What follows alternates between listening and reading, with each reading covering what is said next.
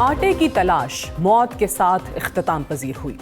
غزہ کے بے بس مجبور خاندانوں کو اسرائیل نے اس وقت گولیوں کا نشانہ بنایا جب 24 گھنٹوں سے سینکڑوں کی تعداد میں فلسطینی غزہ شہر کی الرشید اسٹریٹ پر امدادی ٹرکوں کے منتظر تھے۔ فلسطینی شہریوں کو بتایا گیا تھا کہ انتظار کریں، آپ کو آٹا فراہم کیا جائے گا۔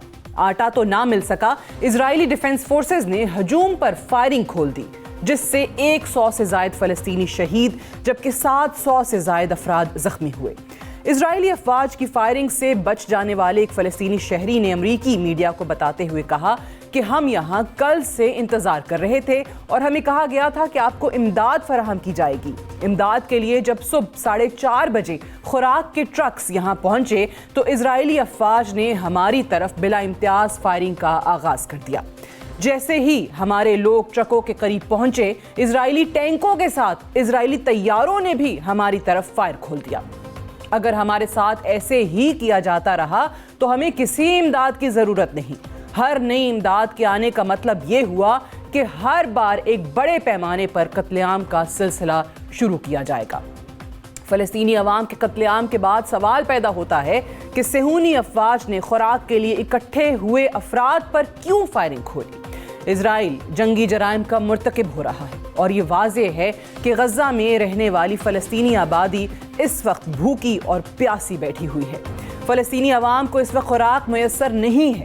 اسرائیلی افواج فلسطینی آبادی میں خوف و ہراس کا ایک ماحول پیدا کرنا چاہتی ہیں تاکہ غزہ میں بچوں، عورتوں اور بوڑھوں کو خوراک کی فراہمی میں تعطل پیدا کیا جا سکے۔ اسرائیلی حکومت اور اسرائیلی افواج کے اقدامات کے بعد نہ صرف امریکہ بلکہ یورپ کے دیگر ممالک میں بھی ایک پینک کی صورتحال پیدا ہو چکی ہے۔ امریکی صدر جو بائیڈن کے لیے بھی اسرائیلی اقدامات کا دفاع مشکل ہوتا ہوا دکھائی دے رہا ہے۔ اسرائیلی افواج کی طرف سے قتل عام کے واقعات کے بعد رمضان سے پہلے سیز فائر کی کوششیں بھی کھٹائی میں پڑتی ہوئی دکھائی دے رہی ہیں۔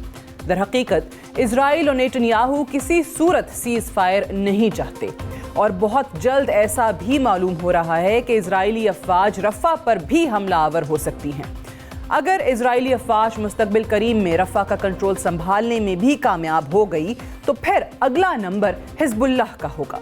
اسرائیل کی کوشش ہوگی کہ غزہ کا مکمل کنٹرول سنبھالنے کے بعد مغربی بارڈر کی طرف حزب اللہ کو کمزور کیا جائے۔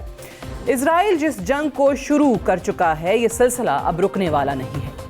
اسرائیل کو دنیا میں کسی کی پرواہ نہیں۔ گزشتہ 5 ماہ کی جنگ کے دوران اسرائیل اور نیتنیاہو کو بہت اچھی طرح اندازہ ہو چکا ہے کہ مسلم دنیا اب خاموش ہو چکی ہے۔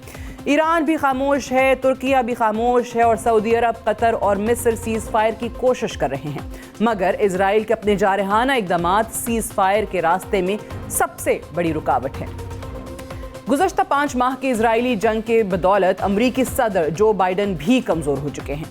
ایک ہفتے قبل بائیڈن نے آئس کریم کھاتے ہوئے، جسے آئس کریم ڈپلومیسی کا نام بھی دیا جا رہا تھا، یہ کہا کہ ایک ہفتے کے اندر غزہ میں سیز فائر ممکن ہو سکے گا۔